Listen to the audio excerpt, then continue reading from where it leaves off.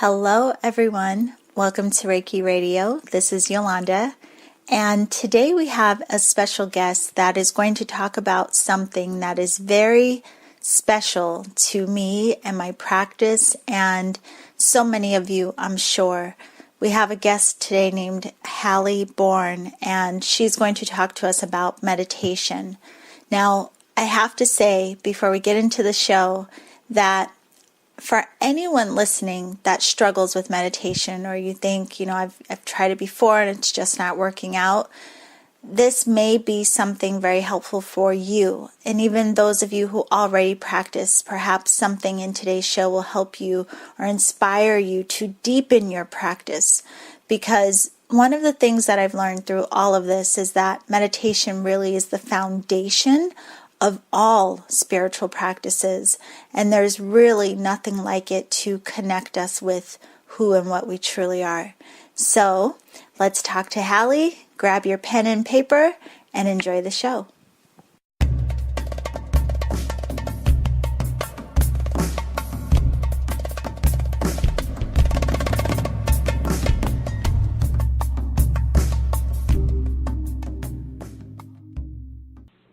Okay, so welcome to Reiki Radio. We are here today with Halli Bourne, and she is a meditation instructor and also a true self life coach, which is, very interesting. I can't wait to hear more about this. But Halli's work has really helped people deal with how to connect with their internal wisdom through introspection and creative action. And she has taken 25 years of her study and synthesized it, and it's been meditation, yogic philosophy, psychology, and brain-based approaches to stress and self-actualization. Ooh, tongue-tied. Excited to talk to you. And she created this beautiful program called Slow Down and Tune In.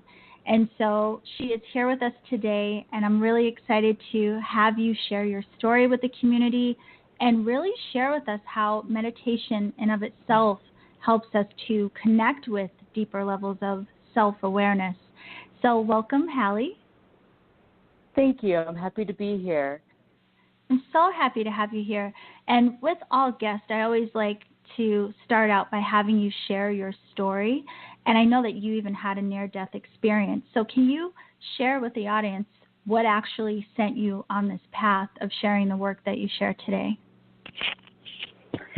Sure, absolutely. I was thinking about this the other day, and actually my story begins about a year before I had a car accident that created this near-death experience. I had been raised Catholic, and I started to question and found that I wasn't getting the answers I wanted, and found that really the only reason I was in the church at that point was to sing, and singing really connected me to a sense of expansiveness and to love, and kind of that universal sense of love. Yeah. So I decided to leave the church about a year before I had the car accident, and was doing a lot of searching, reading books, asking people questions, starting to explore other ideas. And so interestingly, when I had the car accident, which broke both of my legs, crushed my pelvis, broke some ribs, and left me with some head trauma, I took about 3.5 months to sit in a wheelchair rather, and really do some more searching in that way. It was really fascinating that I was alive, and the near-death experience gave me a sense that we are more than just our egos, that there was this really palpable sense of being part of some large, inexplicable oneness. I don't really know how to, even after all these years, I really still don't know how to talk about it very eloquently. So that then led me, once I was walking again, it took me about 6 months to walk without crutches or a cane. A friend asked me to a yoga class, and she said, it'll probably help you walk again. So I was all over that. And so I started going to yoga, and I noticed it helped with the pain. As you might imagine, crushing a bunch of bones would leave you with a lot of muscular and structural pain. And it was through yoga that I found a different way that satisfied some of this curiosity about spirituality and the nature of life and reality. And so before I knew it, I had been invested in yoga for a good 25 years, and along the path that led me to meditation.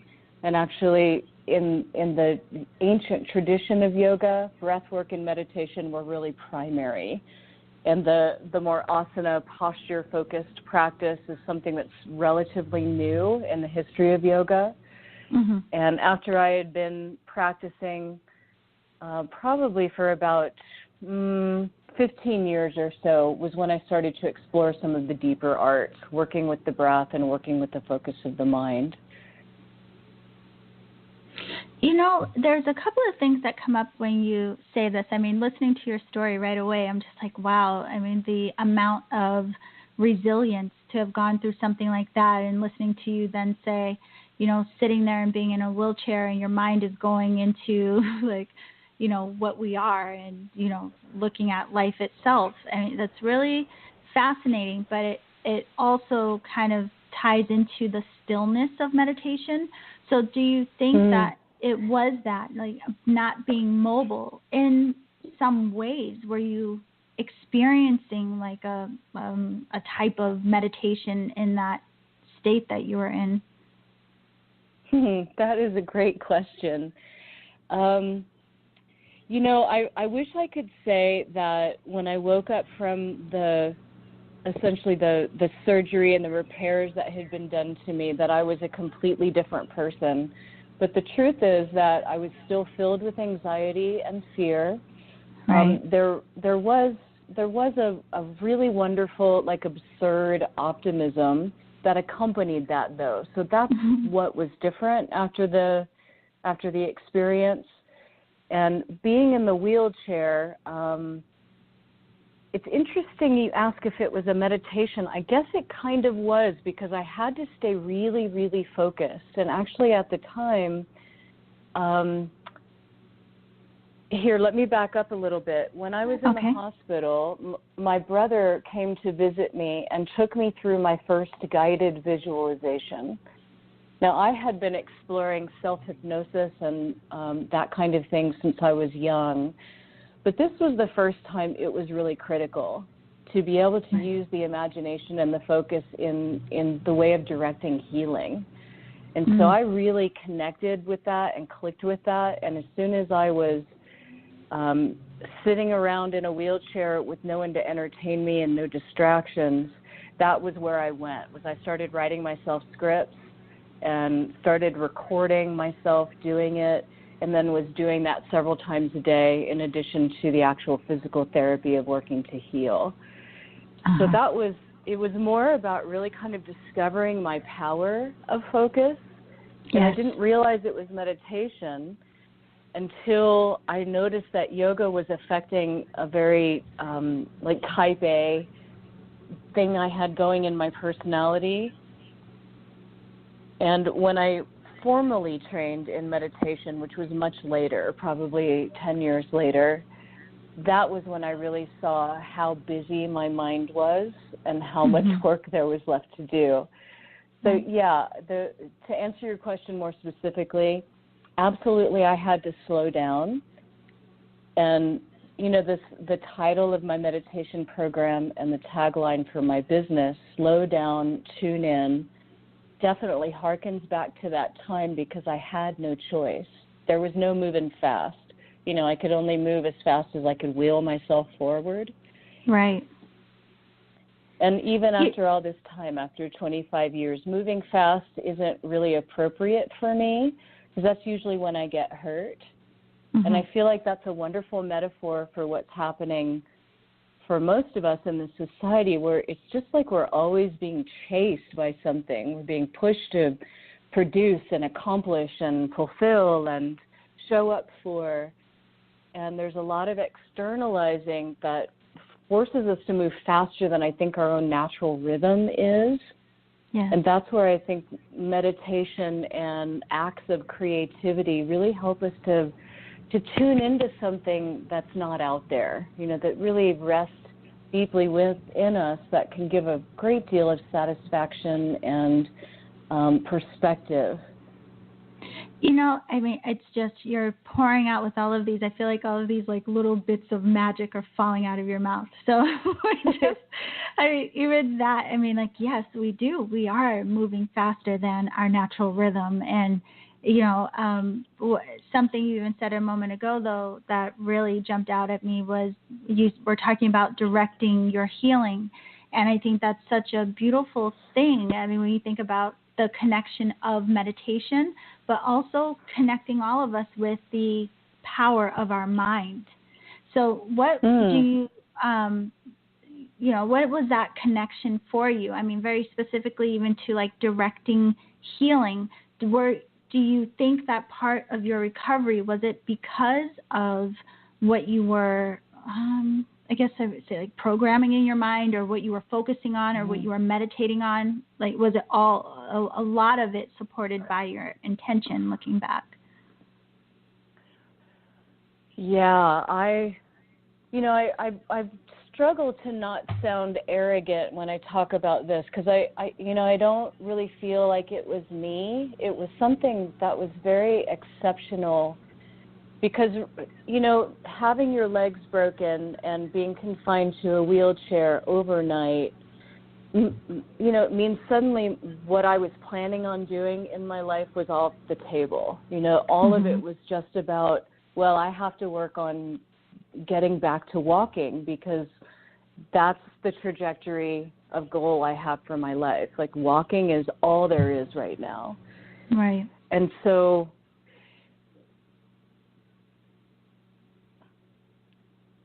kind of lost I just for a moment got really into the sense of that feeling of being in that state of being so singularly focused.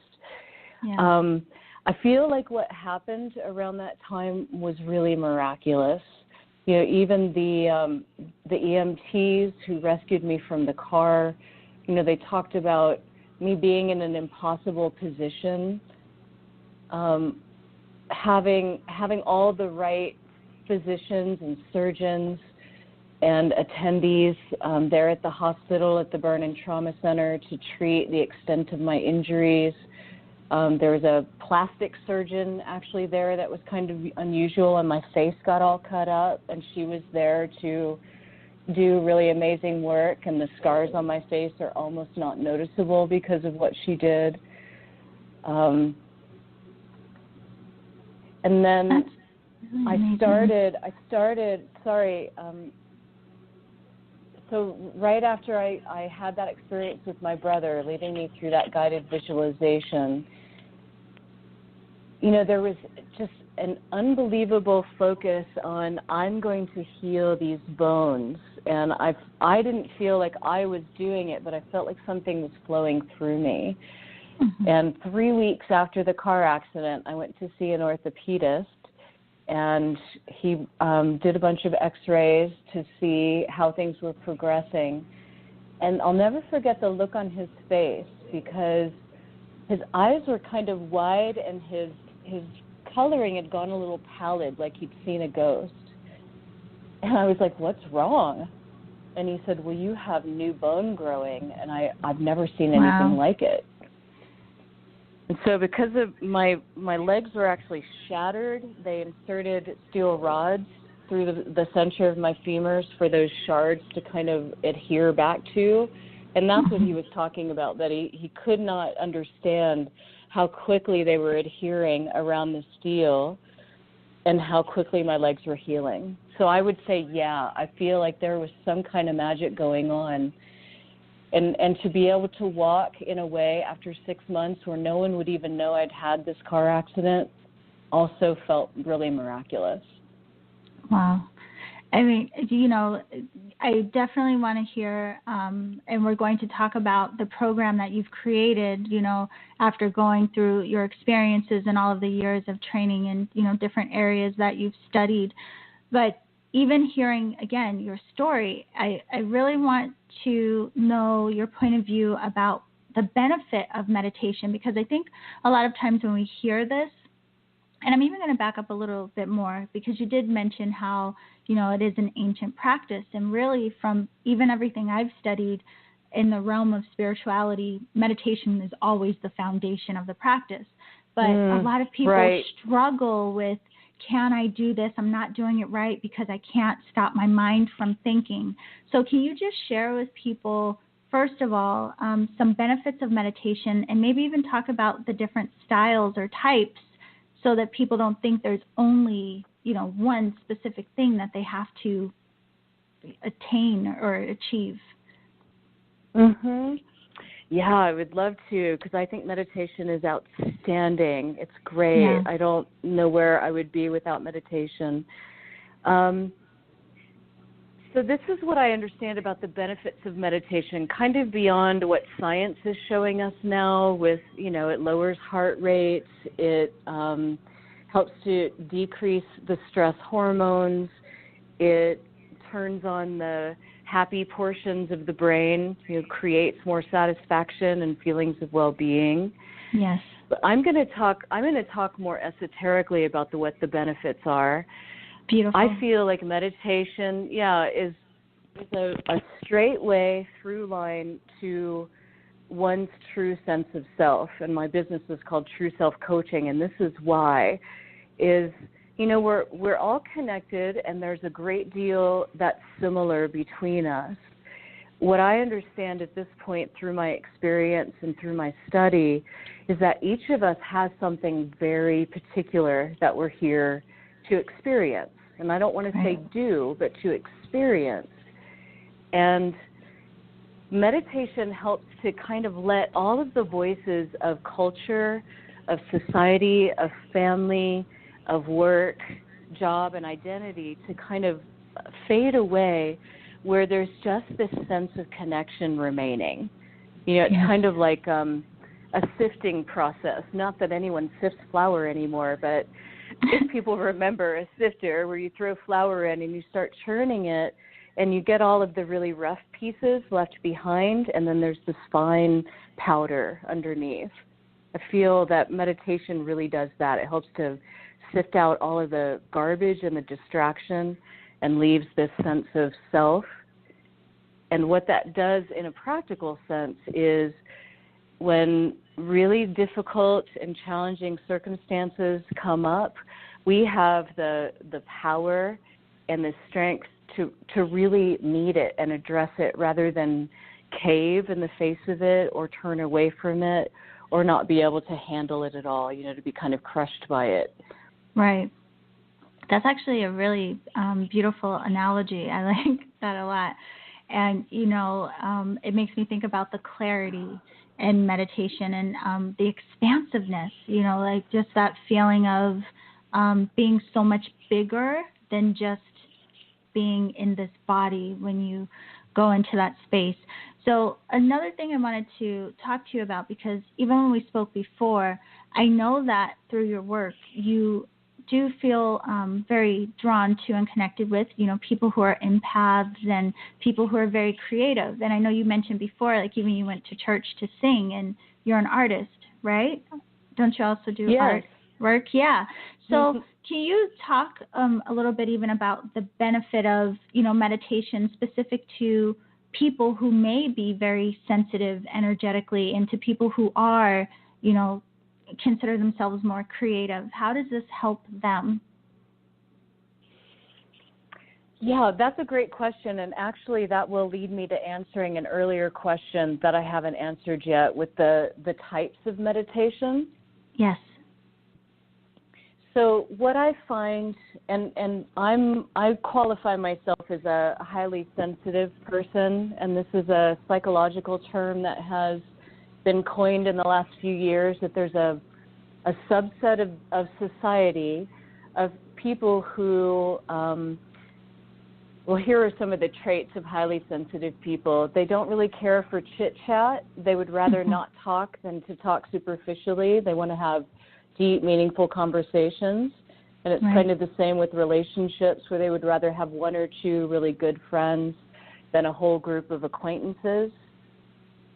And there are also people who are highly aware. They notice their environments and are easily overstimulated.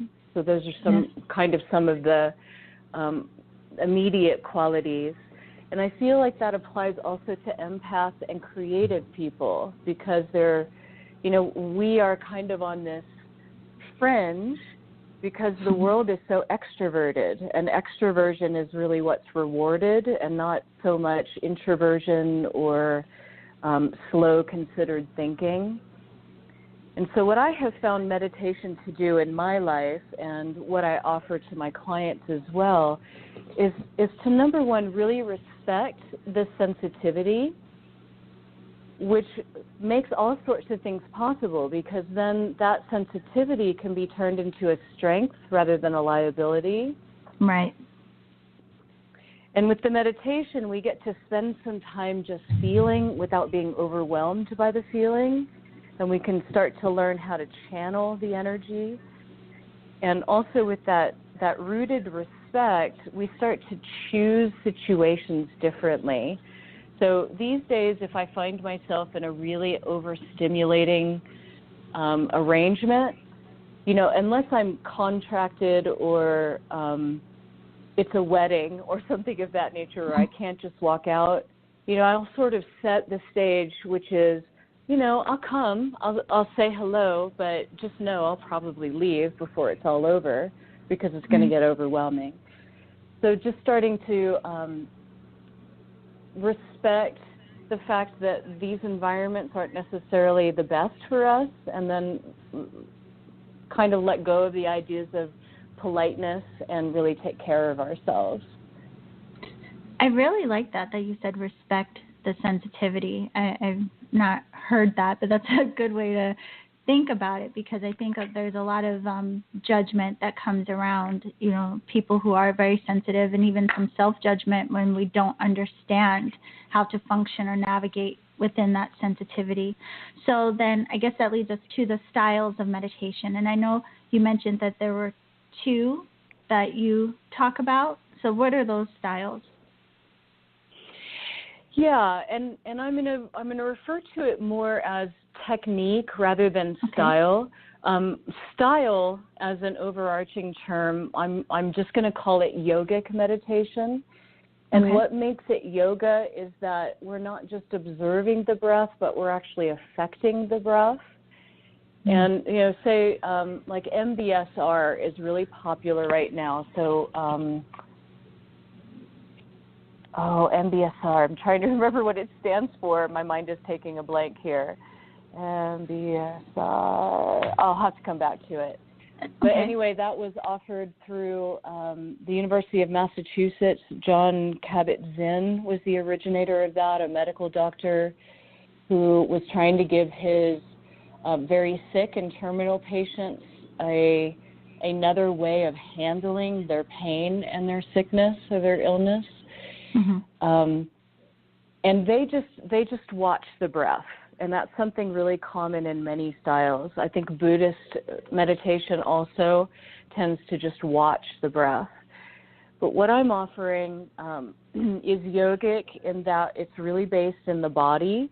So we're actually spending time paying attention to the body, and we're also using the breath to help relax the body. So rather than just watching the breath move in and out, we're actually slowing and deepening the breath in order to trigger the relaxation response in the brain.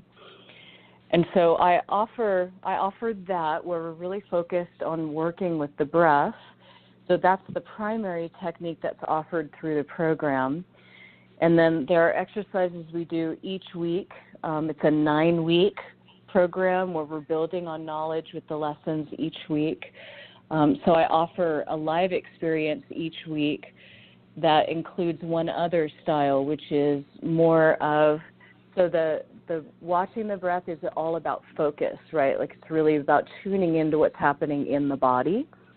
And then the other thing I invite people to experience is what it's like to just let the mind and the attention open So we let the mind kind of wander and expand the way we do with daydreaming. Okay. Because especially for creative people, that's really where we get ideas. It's when we really let the mind relax rather than really trying to focus the mind. So it's another experience that I offer in the program, especially for creative people, so that it's not so much about, oh, well, I have to do this painting or I have to write this song in this key, but more about what is the feeling of all of it. So we just kind of relax and let the mind wander, and lo and behold, the muses will come. Yeah, well, there's two things. So I looked up for you. It was mindfulness-based stress reduction, the MBSR. But it's really interesting this approach that you're taking. Oh, no, of course. It's really interesting, this approach, because it's like, oh, this actually kind of like the reverse of what we do, because normally we don't pay really much attention to our breath, and we're living in our heads, like we're so heady. So to put that in reverse, I mean, that must be an amazing experience. Really, that's really, really interesting.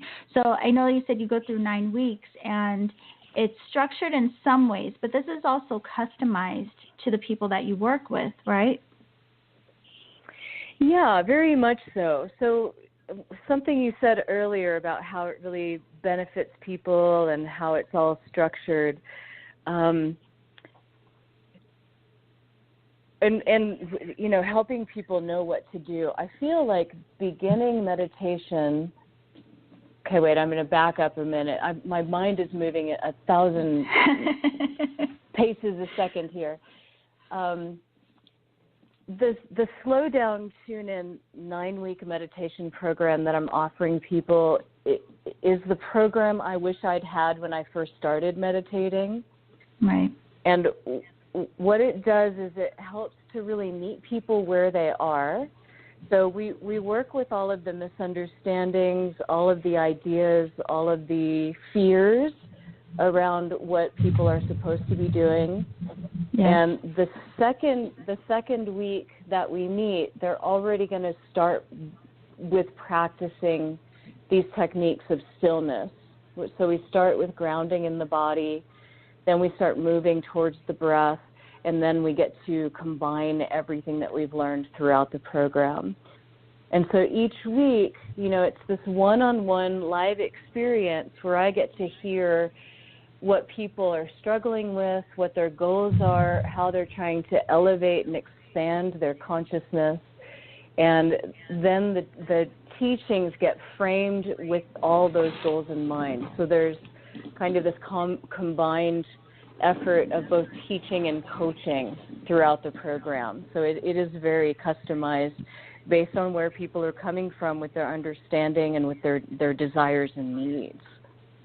I have to say that sounds really amazing, because at the beginning of all of, this work and what I've studied, I started with meditation, but I went to a class, and, because I actually had never even attempted to meditate, but it was something very helpful, because we were guided through the process and different ways of tuning in and tapping into ourselves. And what's interesting about this, and even the program that you provide, is I think it helps people get past the fear of thinking they're supposed to meditate like someone else, and like really help you connect with what fits for you, because it although there's methods and techniques, like you find your groove in there somewhere.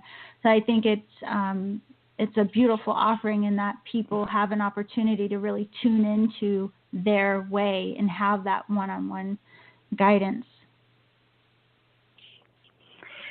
Yeah, thank you for saying all of that. I totally agree. And I feel like something that's really special about this Slow Down, Tune In program is that it really gives people an immediate experience of their own being, because it's grounded in the body and the breath. I'd like to say this. I feel like a lot of people think that in order to meditate, you have to have a quiet mind. Right. And the truth is that if you wait for that to happen, you will never meditate, because the mind is meant to think, right? Like, it's busy. Right. It wants to constantly be assessing what's going on around us and figure out how it affects us and categorize it and do whatever with it. What I really encourage people to do in this program is to develop a new relationship with their thoughts. Really what the issue is that most of us are reactive to what we're thinking.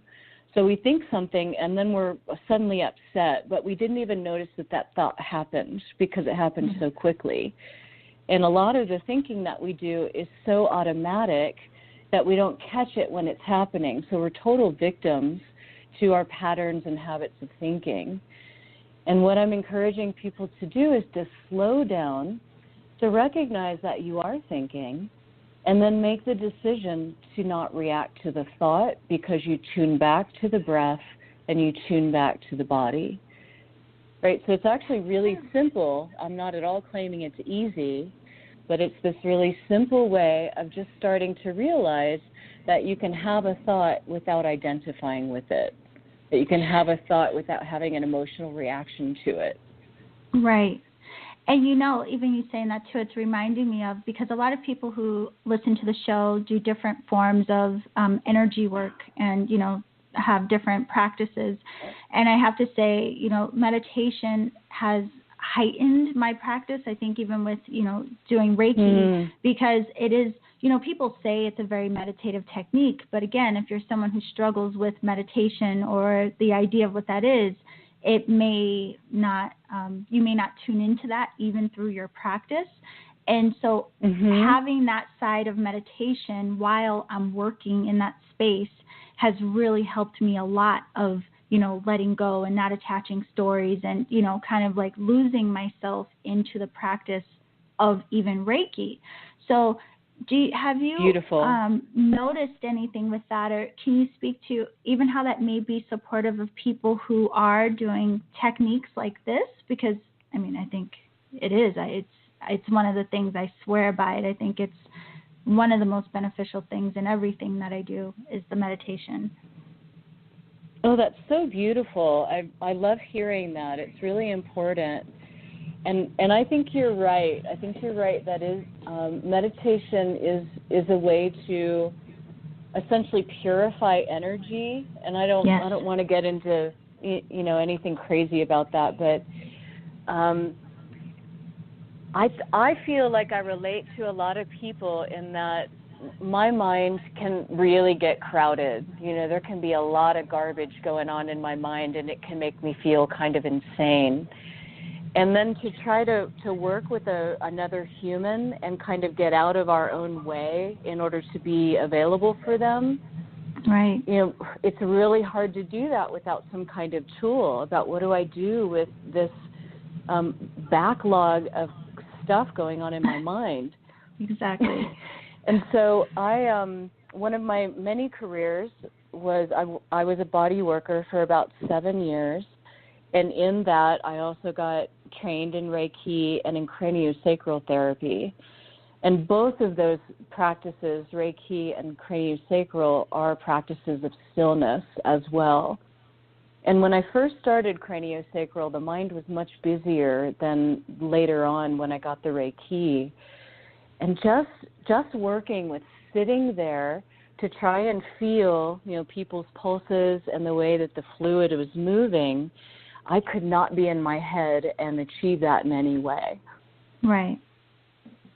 And so having meditation alongside of that practice, you know, it actually taught me how to do that. It actually taught me how to start dropping my thoughts and be able to relax my body to the extent that then I could send the attention into what I was feeling and trying to work with in my clients. So I just think meditation is an incredible way to help us focus energy. You know, we focus our intent, we focus the power, and then we can really witness. We can become witness for our clients activating their own healing capacity. That is, yes. And it's so funny.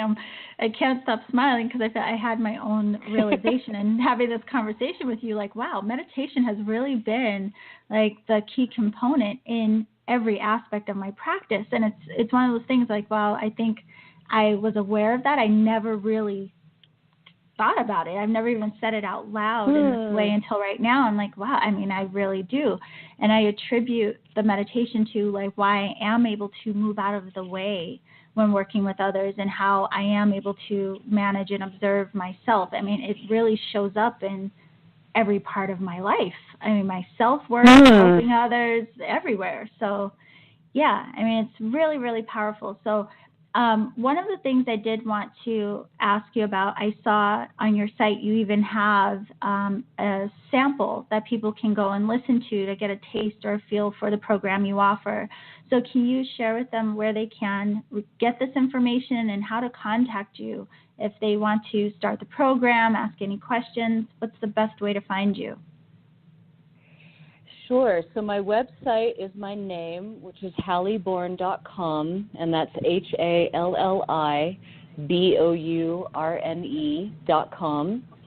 And I have a meditation page, so if you click on the meditation tab, there's information about the program itself as far as an overview.